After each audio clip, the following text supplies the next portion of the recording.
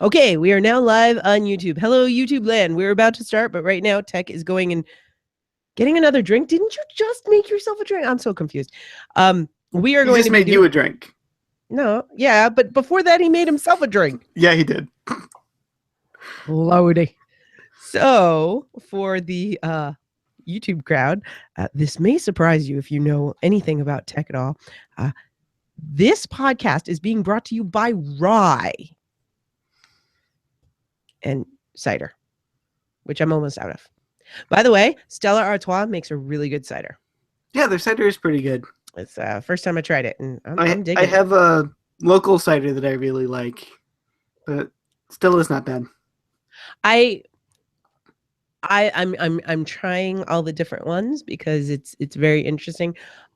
Strongbow is a big one that you can find in most bars around here, but I find it so sweet. It just, it's just way too sweet. So the Stella is not bad. There's the little dance. Tech, turn around. Wait, let me move this way. There you go. There you go. That's the money maker right there. That's good. That's good. Dollar bills, baby. Yes. Okay, good. Okay, so hang on. So both Tech and I are a little bit sick. But we're on the mend. And we have colds. Thanks. Yeah. But we are on the mend, so we're trying to be very careful about our coughing. All right, so we are going to start the actual podcast episode. Just a reminder, no swearing. If you're gonna cough, mute your mic. Fred, just Tech, just put your hand here and look away, because you don't have control over your dial. I do. All right. Oh, hey, I just noticed something. I can kind of get some of my artwork in the shot there. Oh, cool. That is cool. All right. Him. Shh. Hello, Mixed Nutcase. Sorry. I hate you all. Wait, hold on. Let me help. Yeah, nobody can sync the audio to nothing. It's tradition. Hello, Mixed Nutcases. This is Nuchtchas, and I've got a special episode of Nutty Bites for you. We are going to be talking about classic video games. And with me today, I have my regular antagonist. Hi, I'm Tech. And we have Mr. Hugh O'Donnell of the Way of the Buffalo podcast. Hello. So before we start, I'm actually going to do something that I don't normally do. I normally do this in post, but we're gonna do it during the recording this time, and we're gonna thank the patrons. And so Hugh, you're gonna help. Okay.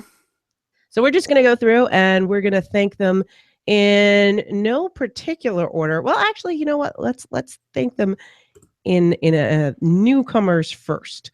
So that's what we're gonna thank them in this time. Every time I do it by so as we start, I'll have to thank our newest patron who's not on the list. The guy at work who keeps throwing me money. Hi, Nick. Yeah, he threw you a loony. Yeah, what means he's supporting. That's not cute. That's he threw a loony at you once. But he's a listener. Thank you, Nick. And he also happens to be my boss, so I have to be nice to him. Yes, thank you, Nick. But he is not the newest. There are newer than he. Newer than Nick. Oh, yes. So thank you to Dengi Rap.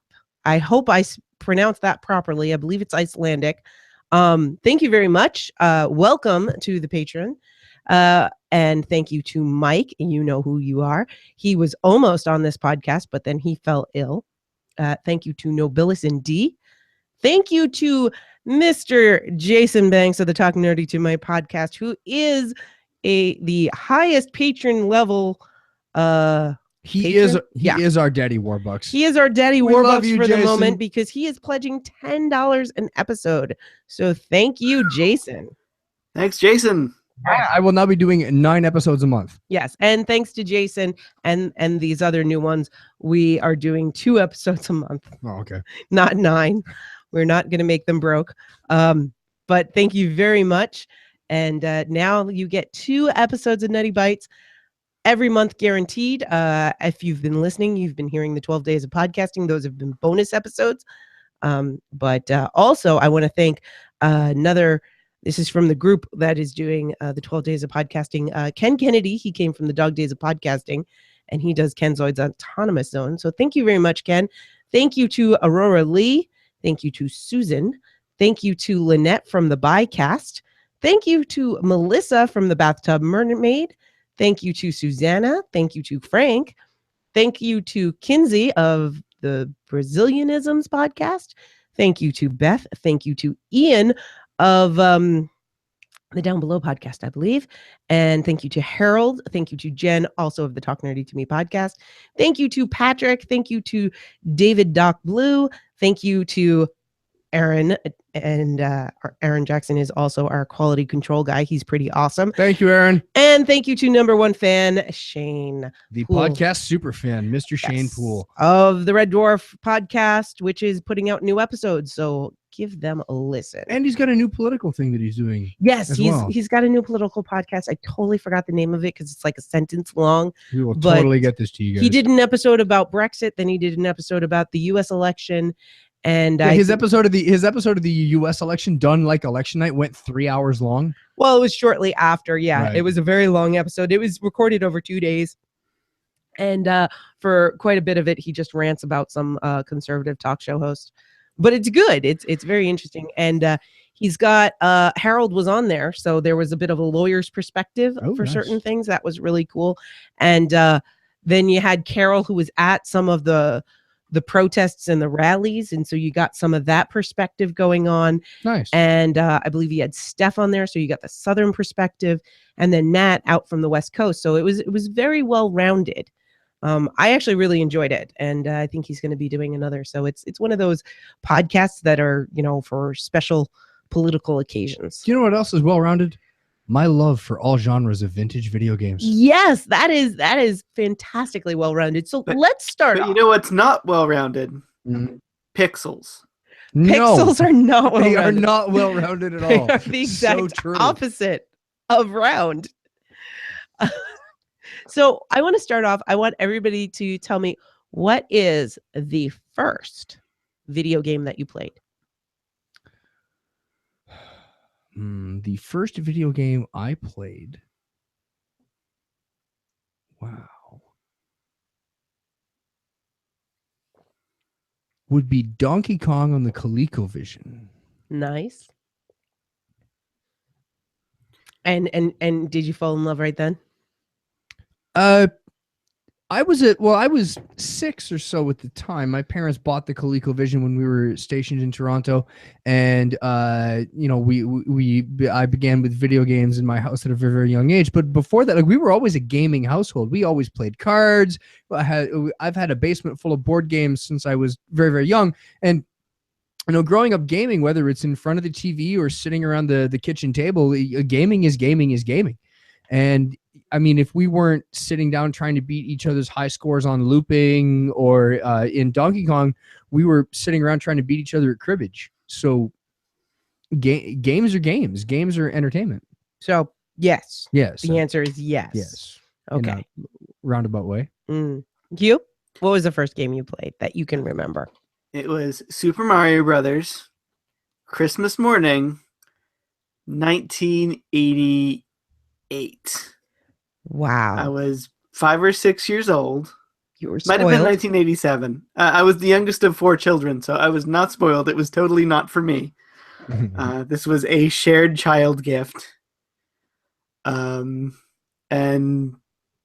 yeah, that was it. But what a great video game to start with. You started with the bar so high. Yeah, you really did. And we actually had like not the launch, because my parents didn't get the first one, but the one that had the triple cart with Duck Hunt and World Track Meet.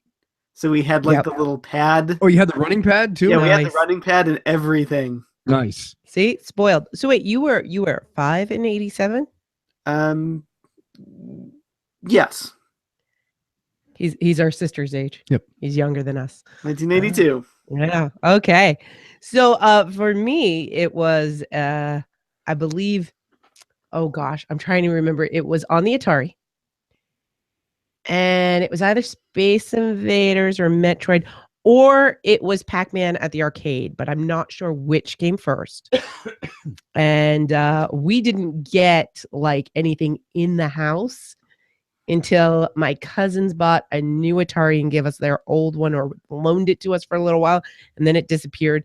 And then my aunt gave the family, so for all 8 of us, we had to share it, the NES with the Mario Brothers and Duck Hunt, so it came with the gun. And she gave it to us for Christmas, so my parents couldn't say no.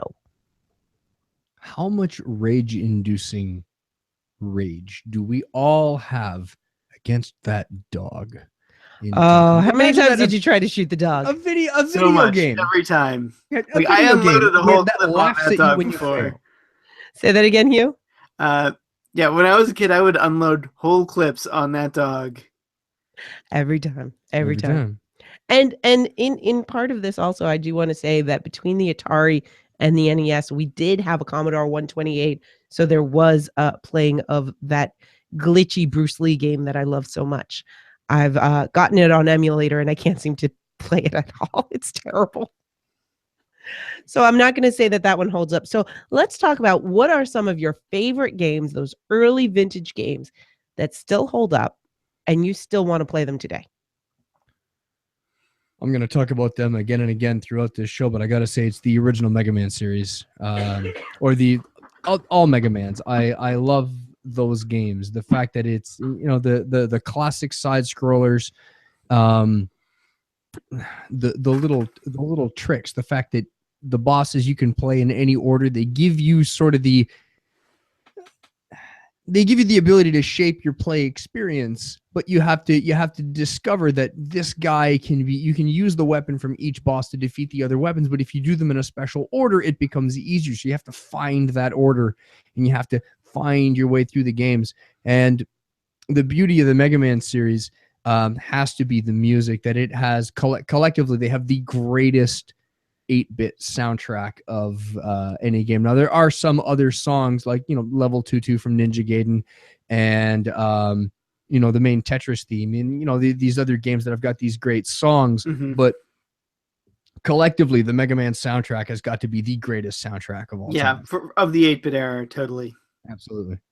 Yeah, and we should explain that Mega Man is the reason we're recording this. We were trying to come up with a game topic, an episode topic that we could talk about, just the two of us, and you know, there's so many things we could talk about. But Tech, you went out today, you got yourself a PlayStation 4 card or PSN card, whatever they're called. And you just downloaded Mega Man Legacy. Yeah, the Mega Man Legacy collection on the PSN. So it's the first 6 Mega Man games in all of their glitchy 8-bit goodness. Nice. With passwords and everything. It's the same. It's the 6 games, but they also add in the music archive, character art, sketches. There's a little museum you can go through. All kinds of fun extra and challenge modes. But it's the awesome 8-bit glitchy goodness that you remember. For the last little while, I've been hooked on watching speedruns on YouTube of these really talented, dedicated gamers trying to break games and run them as fast as possible. So, you know, guys that are running the original Super Mario Bros. In 8 minutes. I think it's 8 minutes from one end to the other. And now that they're down to the point where they're not counting it in number of minutes and seconds. They're counting it in the number of frames. Wow. To try to shave individual frames off their runs to get it faster and faster and faster. And the times just keep falling, but they're down to fractions of a second now. I'll give a big shout out to 2 big charity runs that these speedrunners do through Speed Demo. I think it's Speedrun Archive or Speed Demo Archive. It's called Awesome Games Done Quick and Summer Games Done Quick.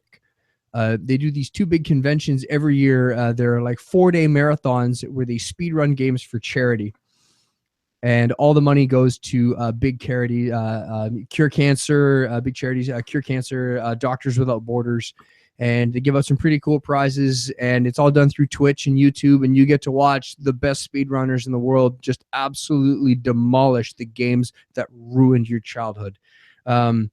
One of the big reasons I've been fixated on these Mega Man runs and that I bought the Mega Man Legacy Collection is I've never beaten a Mega Man game in my life. I've never been good enough. And, I played for a couple of minutes before coming on air today, and I beat the first 4 bosses of Mega Man 2 so far. Nice. So I'm on my way. You've already beat your record. I have actually, but I was, what did that come out, like 87, 88? I was 9 or 10. But I am going to beat these Mega Mans, and I am going to speed run at least one of them. Take that, childhood. It's so much fun. So Hugh, what is one of the ones that you really fell in love with, one of your first early games that just you still want to play it today? I think the one that I most fell in love with, and like the first one that I beat, like ever. So this is going to sound like heresy, but Super Mario Brothers 2. That's a great game. It's such a great game. I've never beaten it. And in Rage, I got to watch my sister beat it before I could do it. Oh. Just princess all the time. Princess all the way through. Because she floats. Yeah. That was one of the things that I loved about that game, is that each of the different characters had actual different abilities. Now, I know it's just a rebranded game and it was actually something else, but the princess floats. Luigi jumps quicker. No, Luigi's got that hover jump. Luigi's slower but higher. Yeah, he's slower but higher. Then Mario jumps quicker, and then Toad digs faster. Yeah. Digs and throws faster, and Mario's like an average of all of them. Yeah. But princess all the way because she floats. Yeah. And it's got a really great soundtrack also. It was just last week that I'm like, why do I have the Mario 2 theme stuck in my head? Do do do do do do do do do do do It just- do do do do do. It will just permeate into my head without any impetus because it's just that good. Into the microphone, honey. Boom boom boom boom boom. Yeah, no, absolutely. That's a great game. So the one that I'm going to bring up, I never quite beat it because it is unbeatable because it will go on forever. But I have beat many people in playing it and comparing, and that is Tetris. Yes. I am a huge Tetris fan, and for me, Tetris, like I'm not very good at video games, but I am awesome at Tetris, and I will play Tetris nonstop. When I was growing up with the Super NES, the rule was you played till you died, and so Mario Brothers, it was very quick. Like it wasn't you played till you ran out of guys. It was you played till you died because there were 8 of us and we all had to share. So when it got to be Tetris, at one point it was, no, this isn't fair. She shouldn't be able to play because then we're never getting on. Because I would go all the way up to like level 19 or 20, Nice. something insane. Better than I can do today. I can tell you that much. When I was younger, when I was in high school, my brother had one of the pea soup Game Boys, and he gave it to me. He had it for he was on a blockade ship for Persian Gulf, and so he bought it for that. And when he came back, he gave it to me. And it had also different games, but the one that I kept playing was Tetris because Paperboy sucked, man. Paperboy sucks. I never beat Game Boy Paperboy is like such a tiny screen. Oh, you can never see those cars coming. Never. But I would play Tetris, and I remember there was this one English class that the teacher never noticed anybody or anything, and we'd play Tetris in the back, and we'd play till we win, and all of the guys sitting around me were like, yo, can't play when you die? Sure. When I die. And then they'd whenever they'd get their chance, they'd be on it so quick, and then it would have to come back to me. And they're like, oh man, she beat you. She beats you all the time. She kills you in video games. And yeah, that was always fun. And even today, I will play the old school original Tetris, and I really do enjoy. I think the only time that it really shakes me up is when we're in battle mode and we can sabotage each other. right, Tech? Oh, absolutely. Yeah, that's No, you're so mean. See, now I have to play you in Tetris. We have to arrange this. yes, we do. Absolutely. Yes. She's I will mean. crush Never, never, ever trust an abstract artist when it comes to a game of Tetris. Yeah. So I have a question. Yeah. Let's go around here. The question is, if we can argue that in every conceivable way, modern games are better than they were 20, 30 years ago. Mhm. And, Hugh and I were just talking before we went on air about, Final Fantasy 15. And the graphics are better, the controls are better, the experience is better, the music is better, etc. So if I'm playing Final Fantasy 15, why do I keep changing the soundtrack back to Final Fantasy 6 and I want to go play the opera scene from Final Fantasy 6 again? Okay, What is it about these old games that keeps drawing us back in? Because they have, besides pure nostalgia goggles. I will say that the Uematsu soundtracks for Final Fantasy are the second best video game soundtrack of all time. The first being Chrono effing Trigger. Absolutely, Chrono Trigger. Yeah. I'm going to pause and promote, I don't know if you guys have heard about Chronicles of Time, which is this huge Chrono Trigger orchestration project that is a beautiful soundtrack. It's 5 discs from people from all over like the game cover and game remix community. And all of the proceeds for it are going to Doctors Without Borders. Yeah. Give us that link, man. Absolutely. Check that out sounds at awesome. chroniclesoftime.net. Hang on. I need to write that Because down. as huge of a Final Fantasy nut as I am, it's got to be like, well, I don't know, my first or second, but be my second favorite franchise of all time. That, oh my God, Chrono Trigger. What a game.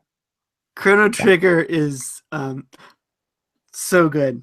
I don't know. I think that there's like, as video games have sort of gotten bigger and larger and more production focused, they've become big budget movies. Mhm.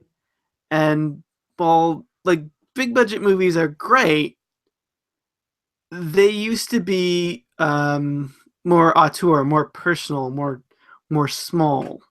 Like Rogue One is a beautiful movie. Mhm. But maybe it can't. But maybe there is still something to be said for, like, a movie that's older and smaller and has more. On that Not note, on 15 Planets? Yeah. Well, on that note, I did notice something in Rogue One, that this was the first Star Wars movie since Episode 4 that I felt that the CG did justice to the original stop motion effects that they did and the models that they used in the original movie. Yeah, I 30 years of CG to finally make up what they did with models in the first one. Yeah, like, and I was very impressed with Rogue One, but that's not what we're here to. No. But yes. about. Now, we're talking a little bit. I think one of the big things is the music really is a driving force behind these vintage games. There is something to be said about the fact that they were able to compose such amazing music using MIDI. It's such a limited tonal palette, if you may. I'm not a musician, so I can't really speak in musical terms, but for artists, there's something that we do called a limited palette. When you limit your colors, sometimes you can make more beautiful paintings. So it kind of feels that that's what happened with these original games, that because they were limited by the fact that they couldn't make too many sounds, they actually ended up being able to compose some really amazing scores. I think that the music processor on the Nintendo could handle 4 tracks. So yeah, we're just talking about a limited palette. You do the same thing in music. With limited tracks. But before I go on to rant about the music in games, I want to give you my perspectives. So my question was, why do we keep going back to these vintage games? Do you have an answer for that, Nutty? Why do we keep going back to these old games? Because they're good. because they're good, right? And they still play well. Which ties into my thing. It's like for every quantifiable reason, I can say that Final Fantasy 15 is better than Final Fantasy 1. Sure. But you can't quantify fun. Yeah. I think that's true. And there is something to be said about the side scrolling nature of it, that you're kind of forced into this one screen idea instead of being immersed in a whole world. And sometimes that's a lot of fun. I mean, video games are a form of escapism, and if you're escaping from a giant world of your life and going into the giant world of, say, Skyrim or Final Fantasy or Fallout or whatever, it's maybe a little too much the same. Whereas when you come into these side scrollers, you are forced into just this one little box, and you only have to pay attention to that, and you don't have to pay attention to anything extraneous. I mean, that's why, what's that Final Fantasy game that I love playing on my Game Boy? Oh, you're playing Final Fantasy IV. Yeah, Final Fantasy IV. I absolutely love, and I can keep going back to it. The Zelda games. Oh my gosh, the Zelda games. And that's one of the games that they've updated a little bit, but they've never really lost that that vintage feel. That old school feel. Yeah, absolutely.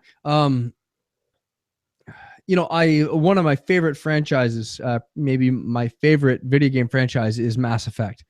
I love those games. I can't wait for Andromeda, December 31st. Goodbye, New Year 2017. It's been nice knowing you. I will disappear into a cave. I can't wait to play Andromeda. I love the Mass Effect games. But you're talking about like sci-fi space fantasy games. I can't remember the music that plays when you level up or when you do something cool in Mass Effect, but I can tell you that I still remember the sound it makes every time I pick up a power-up in Super Metroid. Yes.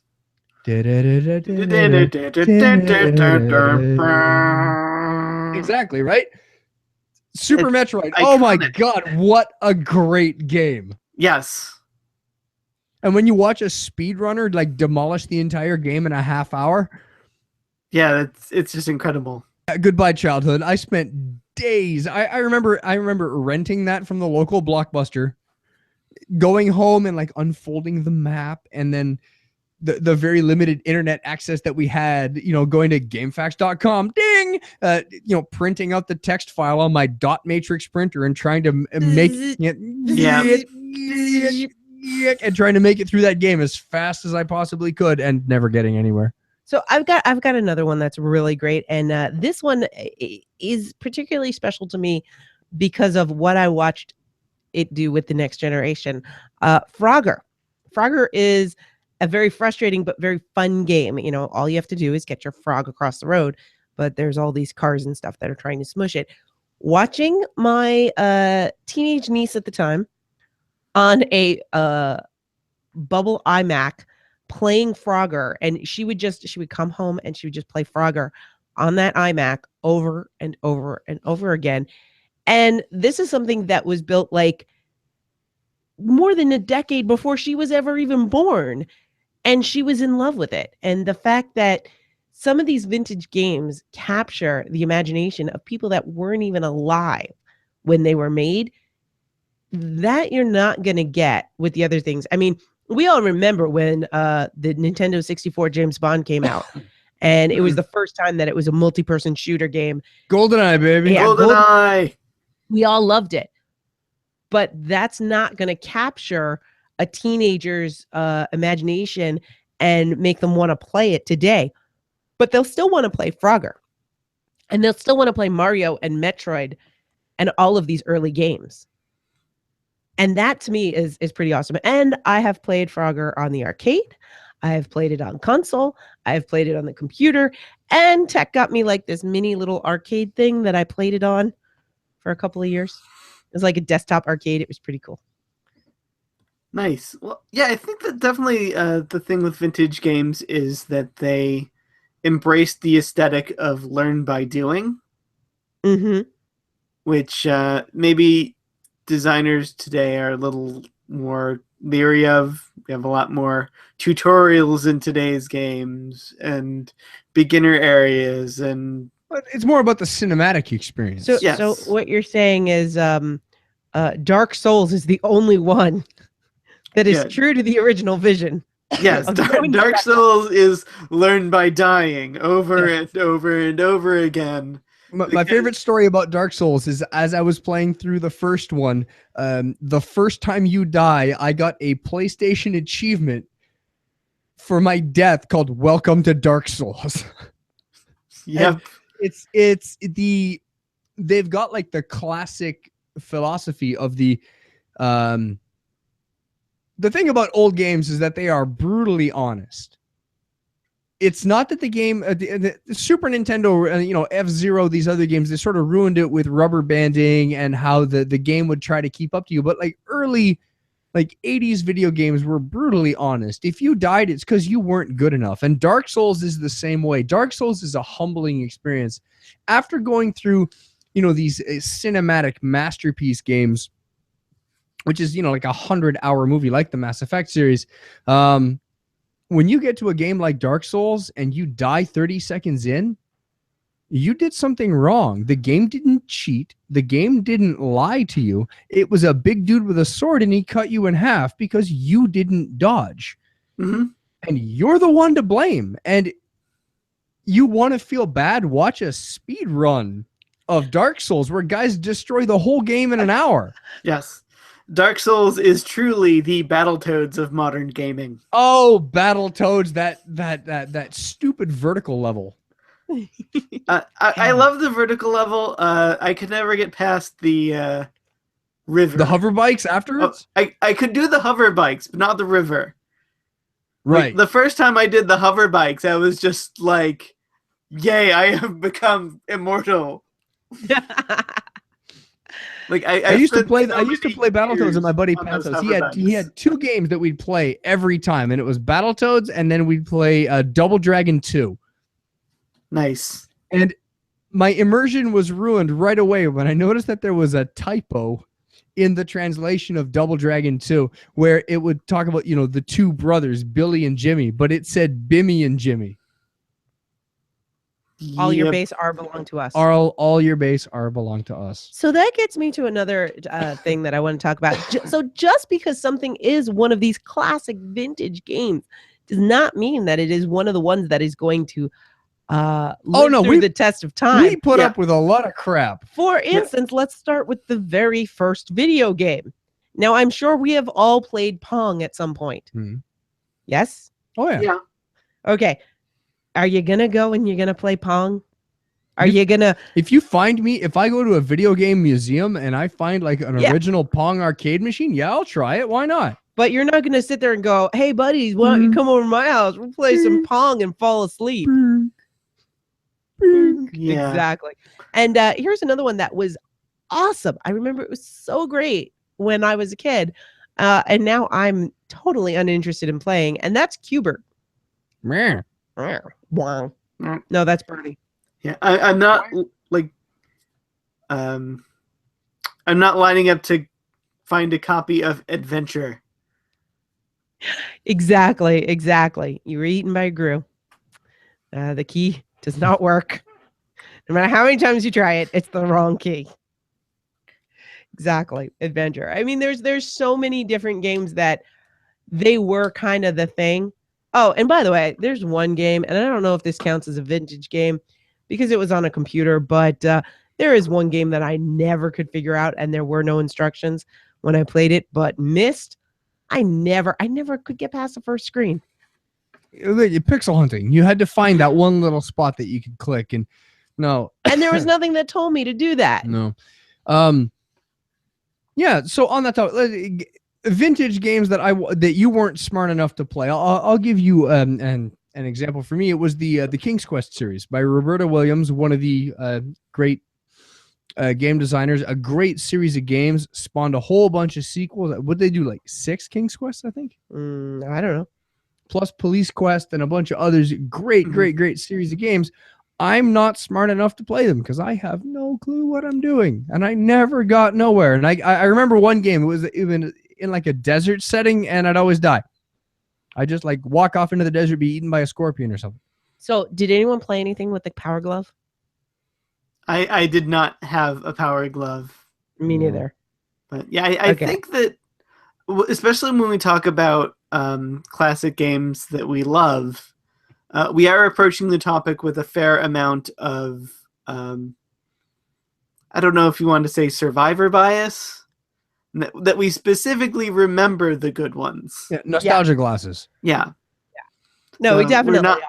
like, none of us are remembering Donkey Kong Jr. math. Yeah. Yeah.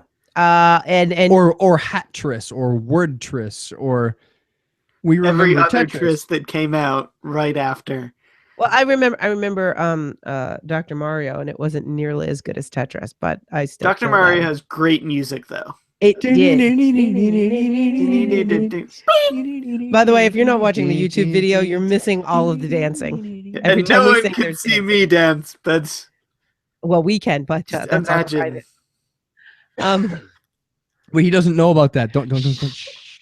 It's okay. I'm not in your house. By the way, you've been working out. I have. Yeah. Thank I you. like. So before let's move past the sexual harassment portion of this. Absolutely. And Moving on. There's a game that you haven't mentioned, Tech, which I think counts. Although it was a computer game, I do think that it counts. Princess Maker. Oh, Princess Maker. How much of my wasted youth did I spend on that game? Princess And Maker 2. adulthood. That was a fun game. The idea is that you adopt this girl, this little girl, and she's the princess of a kingdom, and you have to raise her. And based on the decisions you make for her and in how she spends her time and the hobbies that she picks and the after school jobs that she has, and how healthy she is and how many like exploration things you pick her career. And the thing that I didn't like about the game is that I guess the best ending is that you had to marry her off to some prince. And there's like a whole bunch of like different endings to this game. And I remember I kept getting the ending where my daughter, instead of marrying the prince, was named his general and became the leader of his armies. I'm like, this is the best ending ever. Yeah, look, she's in armor. She's awesome. I'm like, you lose. Oh, what do you mean she had to marry the dude? No. She's the general. She's in charge of the whole army. That's awesome. And this is why I married him. Yeah. Yes. I just Baby Tech was what woke AF. Now, what is the ultimate win for that game? This is the creepy part. What the ultimate? Oh no! There's the one like really weird ending where you can get where if you pick these things in a certain order, you can get her to just like, no, I don't want the prince. I'll marry you, Dad. That's a little weird. Yeah. Nope. Yeah, nope. Yeah, big bucket of nope. And you could get her all the way to the point where she renounces everything and becomes a common harlot in a body house. Also not a desirable ending. Well, maybe. Depends. Hey, it's her life choice. Yeah. But you continued playing this into the early aughts. I mean, no, it was just a thing on my computer. I'd go back, I'd play it every now and then just because it was fun. Yeah. And it's a time sink. It's one of those games that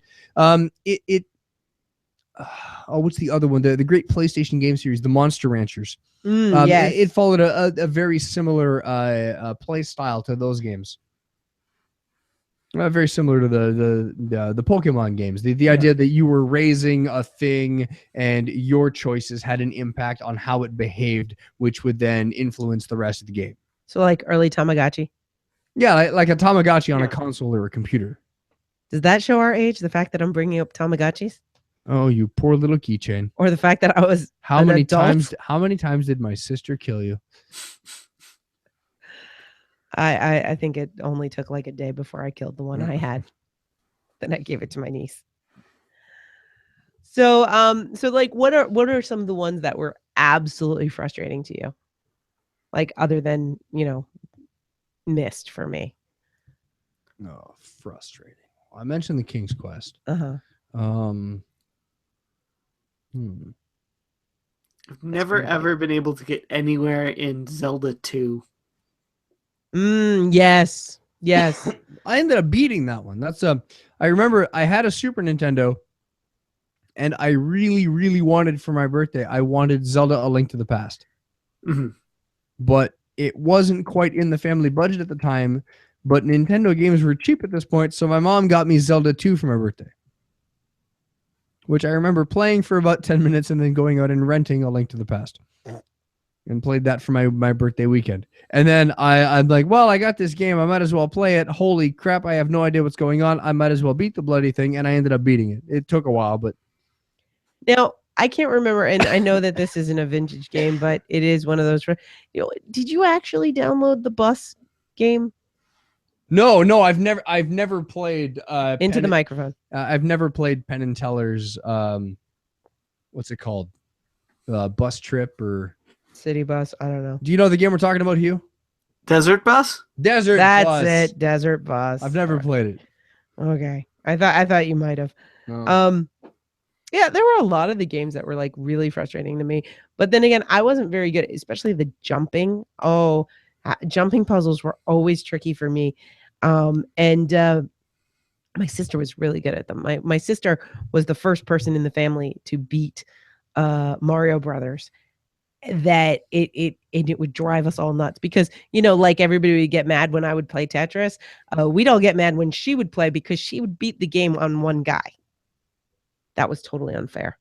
But it's to the point that when I'm playing a game now, if there is a jumping puzzle involved, I get absolutely frustrated and I don't want to do it. But that's why I like Link. There's no jumping.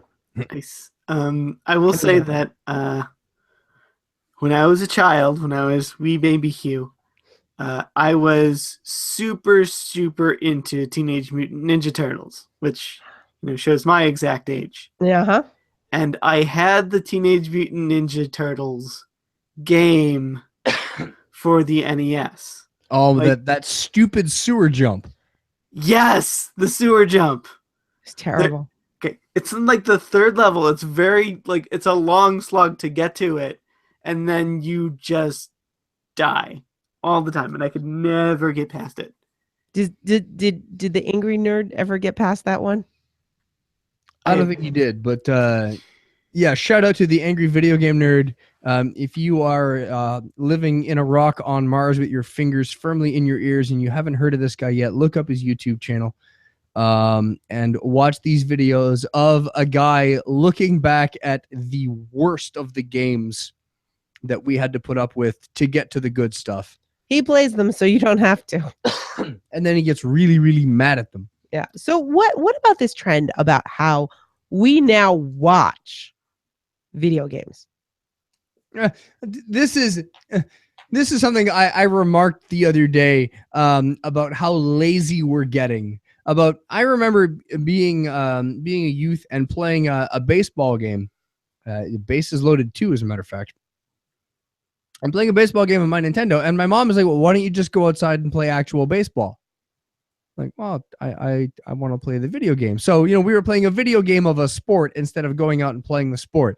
Now, with Twitch and YouTube and all the other things, people would rather watch other people play a video game of a sport than actually play the game of the sport. And I'm wondering, how much lazier are we going to get? Is there going to be like a Twitch of Twitch where we watch people watching people playing a game of playing a sport? How far down this rabbit hole can we go? I'm not sure it's a laziness thing. I think that what it is that due to console manufacturers trying to funnel us all into online markets, we're losing the communal sense of gaming. Like, we all have these fond memories of sitting around a console, taking turns with our brothers and our sisters with minimal amounts of violence in the real world. Right. Or like I was talking about before, how about, sitting around the table playing cards. Yeah. Like things like doing split screen GoldenEye, racing in Mario Kart, where we're slowly sort of losing those experiences in favor of headsets. And I think Twitch... We're all using right now. Yeah. Well, yes, but I think that Twitch is sort of an attempt to at least hang on to that sort of sense of we can hang out and watch our friends play games. Sure. Yeah. Yeah. Well, and if you think about it, I mean, also the games aren't designed for us to be able to do that. I mean, when with the SNES games, or just the NES games, you would play and you'd play till you died, and then the next person could play. And now it's, well, you have your save game, and you can only save so many of them, and you don't really get to share that gaming experience, except for that. And this does happen, especially with like Mass Effect. I'll be doing something else in the room, and Tech is playing, and I'll be paying attention, peripherally, because there's a story going on, and I'm very interested in this because story. you get to watch 100-hour movie. Yeah, pretty much. I get to watch a 100-hour movie while he plays, but games aren't really designed for the quick back and forth that we had growing up.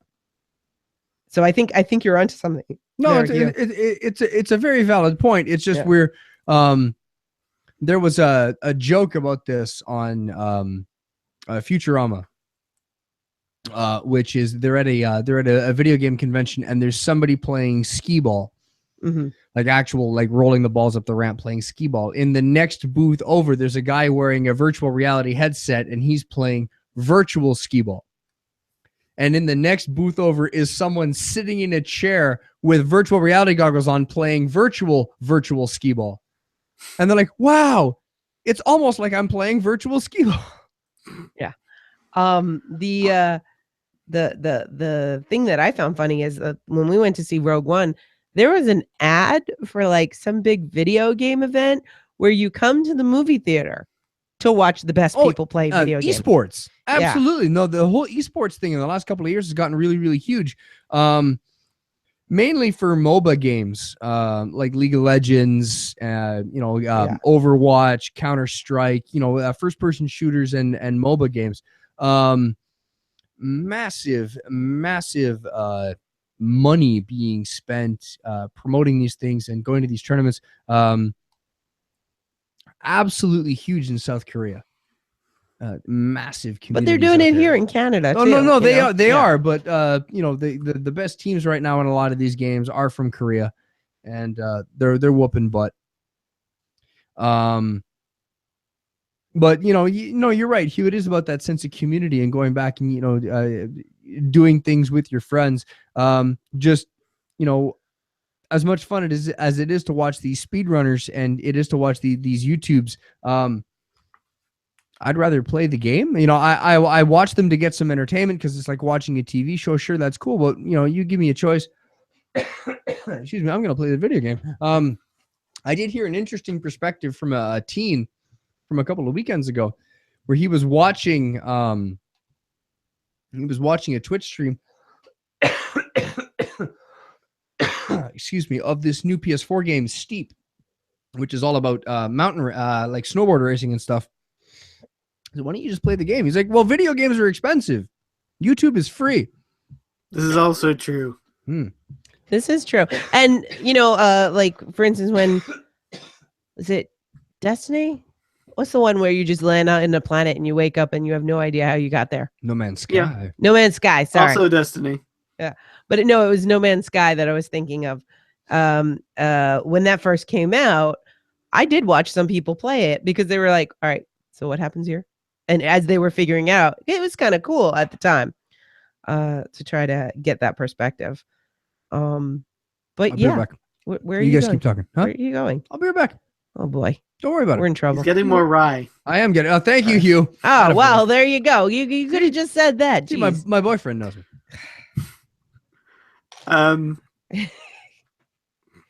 Yeah, I'm derailed now. You're all flustered. But yeah, I think that's what Nintendo continues to sort of build its market share on, and continues to hopefully promote with the way they're selling the Switch. Yeah, that it is a digital hearth to gather round. Mm-hmm.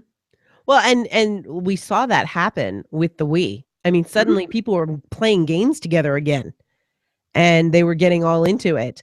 And with the Amiibos, I think it is another platform that they've done. And now with Switch, I think that on the whole, Nintendo has been my favorite of the consoles.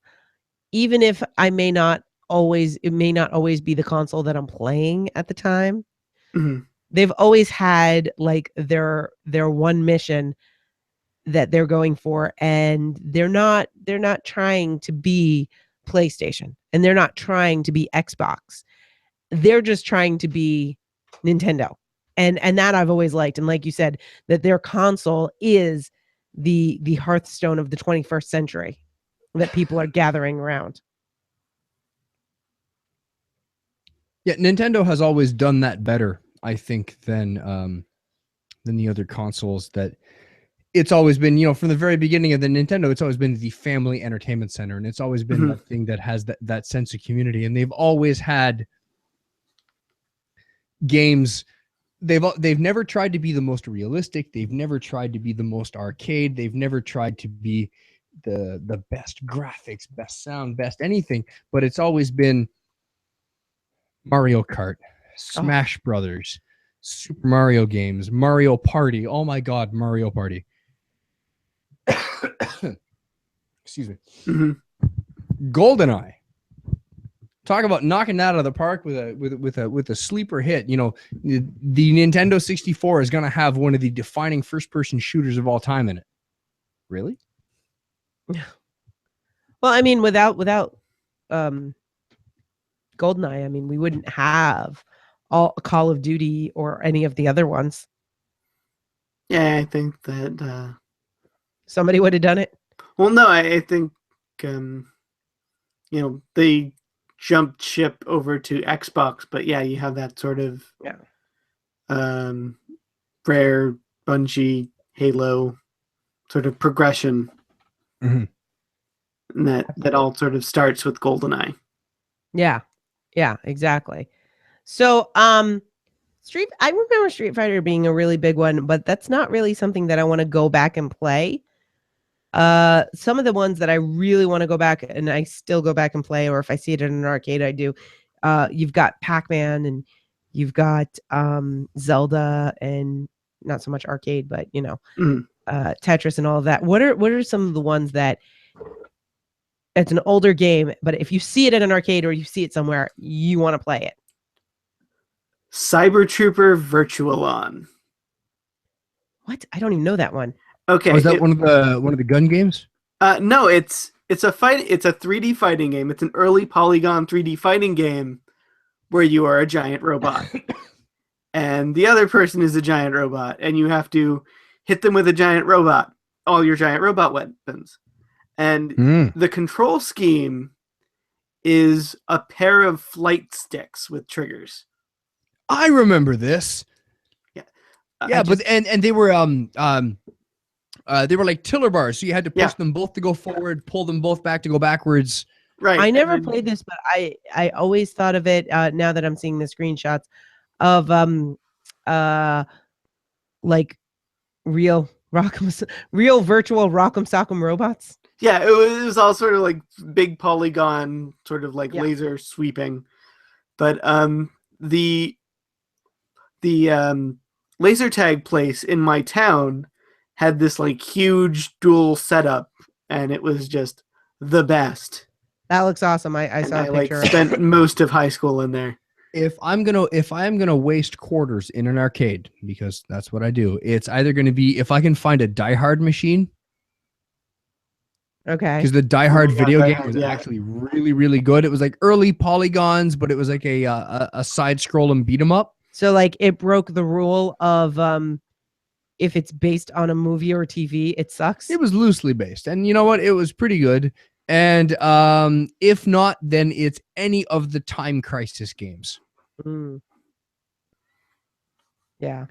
So Time Crisis was it's a gun game. So you've got like a light shooter in your hands, and you're shooting at bad guys. You're a cop making your way through this thing, and the gimmick of the game is that you've got a pedal. When you press on the pedal, you duck into cover. And in cover, you can reload and you're immune to damage. And then you let go of the pedal, you pop up on a cover, and you can shoot the bad guys, but you can take damage. And the whole game is based on a timer. And the timer never stops scrolling down. So all the time you spent in cover, you're wasting time that you need to use later on in the level. And it forces you to go faster and faster and faster and faster. And man, what a quarter eater. Quarter. Shut up. I mean, I love you. Uh-huh. Mhm. Quarter. Yeah, exactly. See? Quarter. So is it a coupon? No, it's a coupon. I know. Coupon. I'm making fun of him. So Donkey Kong was actually kind of fun to play, but I think I like the evolution of Donkey Kong, which was the mini game in Mario Brothers, where Mario and Luigi have to fight each other. Hmm. I think that was an Original arcade Mario game, too. Brothers. Yeah, that's the original Mario Brothers. That was like an original arcade game. Oh, which okay. is just you going Mhm. around and you got the pipes in the Yep. corners and yeah. That's how it started. Yeah. I like that. So any last honorable mentions that you want to talk about before we wrap this up? That I haven't mentioned yet. Well, we talked about how much we like Super Mario Brothers. Yep. We talked about how much we like Final Fantasy. Yep. Let's put them together. Super Mario RPG. Mm. What a great game. Okay. Well, not a vintage game, but I really did dig Kingdom Hearts. The Kingdom Hearts is, yeah. Yeah. You like Disney, you like your Final Fantasy, cause smash, let's put them together. What? Yeah, amazing. And Kingdom Hearts 3 on its way out now. Cannot wait for it. Going to be so much fun. Yeah. Any last honorable mentions, Hugh? It's not quite vintage, but it dates back to 95, 96, that era. So I will go ahead and Still say 20 years ago. Worms. Worms, absolutely worms. Oh, and Snake. Remember Snake? Yeah. And you'd get Snake on your phone, like that first flip phone you had, and you're like, dude, I have Snake on my phone. Worms, so Yes. good. And now they got Worms Armageddon, Worms 3, and Worms are awesome. the first And time you they're- baseball bat another worm off the level. Yeah, there was an older computer game that was sort of like a similar premise, but it was with tanks, called Scorched Earth, that I I spent saw that. Absolutely. Yeah. so much time as a kid. Oh, I loved Scorched Earth. Used to play against my dad and my sister. Just Oh, yeah. like bust up all the ground underneath him and then watch him fall. The best. So the most recent Worms game was released in 2010. There was a Worms game released this year. I haven't been Oh. able to find it. Okay, then. It But yeah. is. Worms is awesome. Yeah. I didn't like the 3D ones that they did. I find that you have to stick to Yeah. the classic 2D. The 3D ones weren't that great. Yeah. The 2D one for the Wii, which was, I believe, Battle Islands, is pretty good. So, Worms made me think of Snake, which made me think of some of the other like classic computer games and things like that. And Lemmings. Lemmings. Uh-oh. Also known as the ICQ noise. Yes. And then Snood or Brick Out or any of those games. I Bubble think you mean Bubble. Arkanoid. Sure. That too. All of those games I absolutely loved. You give me a Mhm. puzzle game, I will be a happy person.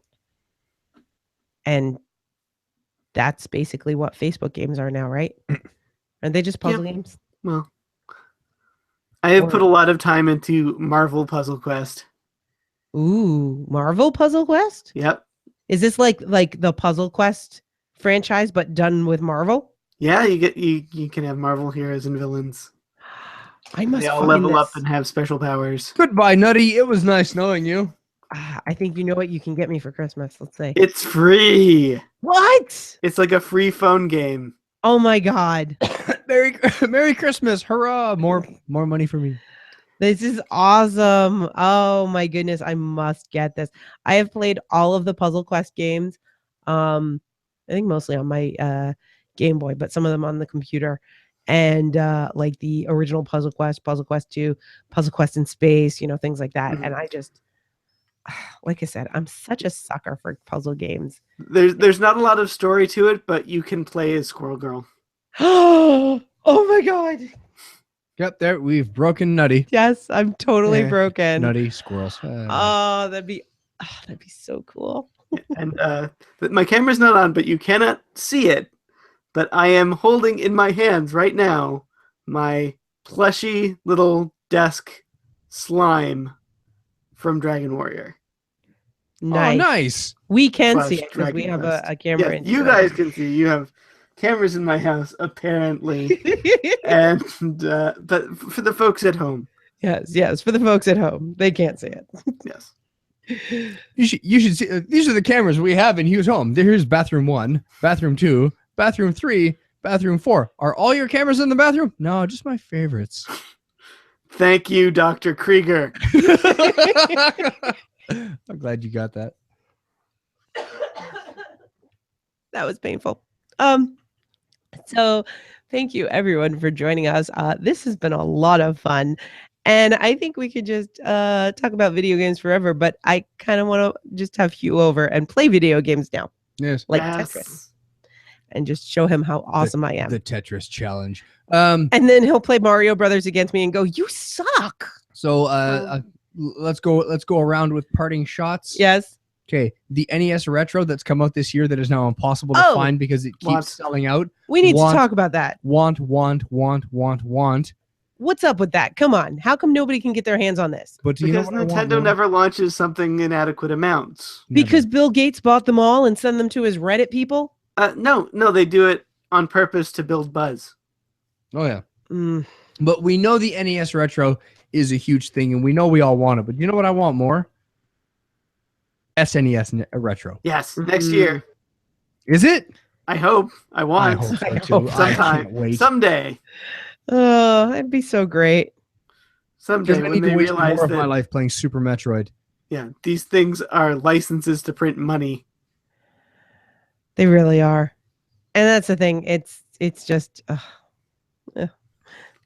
I have so many like copies and virtual copies of Super Mario Brothers and like all of those NES classics. I'm still getting the retro exactly. because I want it exactly. to look that Well- good and feel that real on my projector. And you know what will be so awesome is the fact that you don't need to use another game to hold down the original game Right. in the NES. You won't have to blow on the cartridges anymore. and- No, you Which don't they have to say line the doesn't work, but pins I'm up really just looking- right. Say again? You don't have to line the pins up just right. Yeah, exactly. I've had all of those little handles. I had the Atari handle where it like moves like an Atari and all of that. And I've had the arcade handle and things like that. And it brings it back just a little bit, but the NES I am really looking forward to, and it's sold out everywhere, and it makes me sad, and I couldn't even pre-order it. Oh, sorry, I just saw like somebody's talking about 8-bit dough has made the retro freak even more awesome, so why do we need an NES if we can have a Super NES? Yeah. Well, because they did it right. Yeah. Speaking of YouTubers, I wanted to give a shout out to Jeremy Parrish, formerly Legendary Frog, now just Jeremy Parrish, but he has spent like the last 2 years. No longer legendary.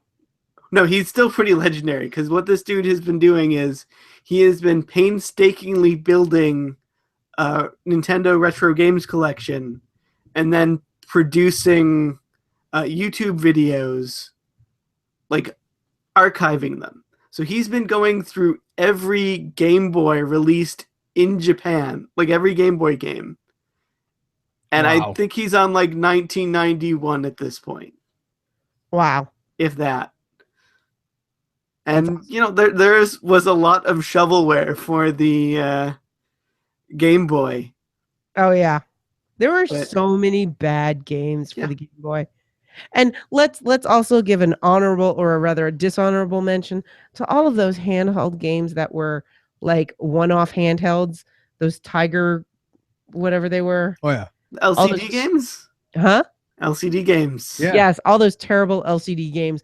Let's just give a shout out to that and remember how horrible they were. Let's give a shout out to Camerica and the non-Nintendo endorsed Nintendo games and how horrible they were. Yeah. Am I the only one that remembers Comerica?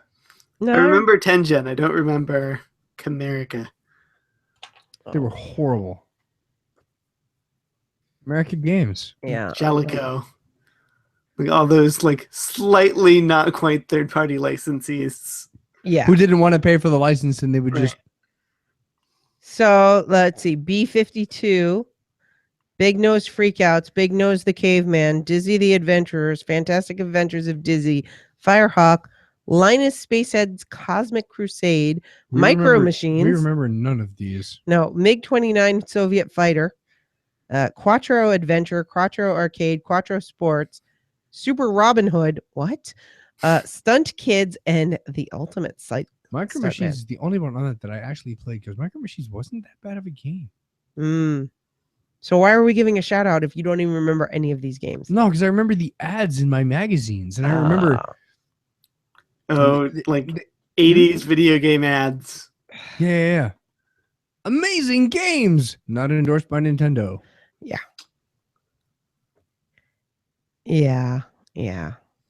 Just remember that Sega does what Nintendo don't. True. Sega does And- what Nintendo. And let's not forget, like, some of the lost consoles. Let's have a nice little memorial for the Dreamcast. It's still in the basement, Yes, but we haven't played it in like 10 years. but I still have a Dreamcast. Okay, but we're giving a memorial to the Dreamcast. Virtual Boy. Virtual Boy. Oh, Virtual Boy. Sega Genesis. It wasn't bad when they added the extra 6 buttons or Mhm. the extra 3 buttons and the CD player. It was a good system. And by the way, you could smash that thing against a wall like 50 times and piece it back together and it works. Atari Jaguar. I'm not saying that I know by personal experience, but you can. Atari Jaguar. Atari Lynx. Oh, Ooh. yeah. Atari in general. That was a nice handheld though. But Atari in general, you know, the circle controllers, the one button and then the circle that you twist. Yeah. Mhm. Yeah. Anything else we need to Neo memorialize? Geo. Neo Geo. Oh, Jeez, Neo what was Geo. that?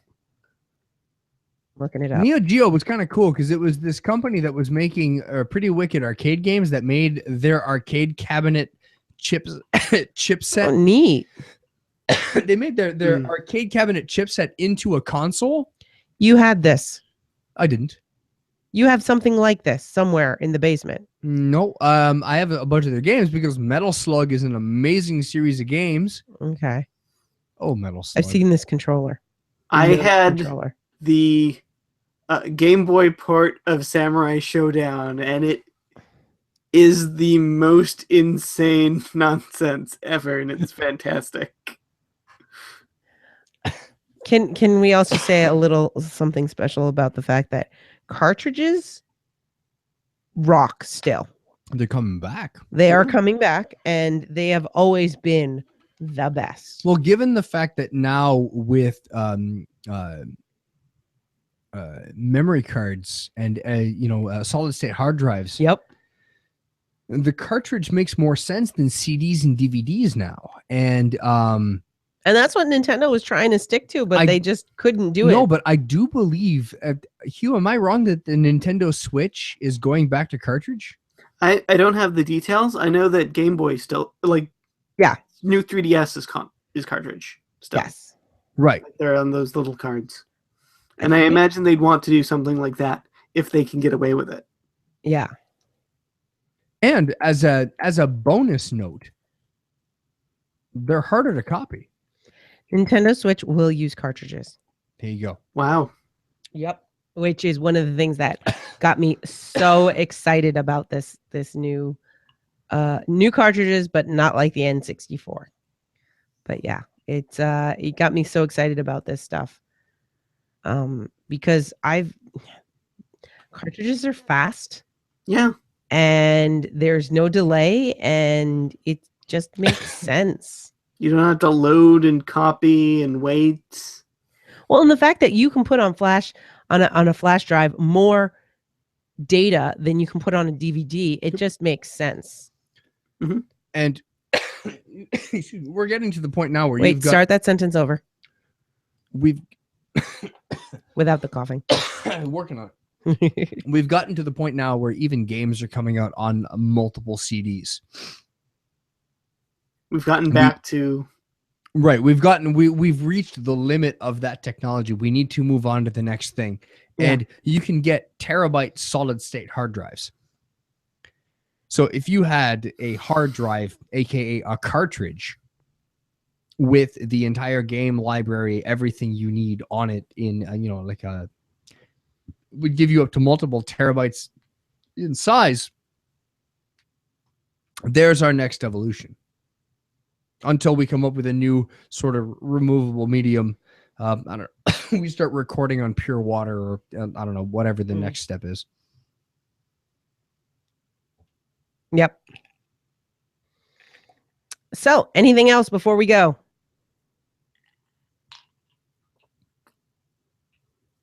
I challenge the two of you to a Tetris showdown.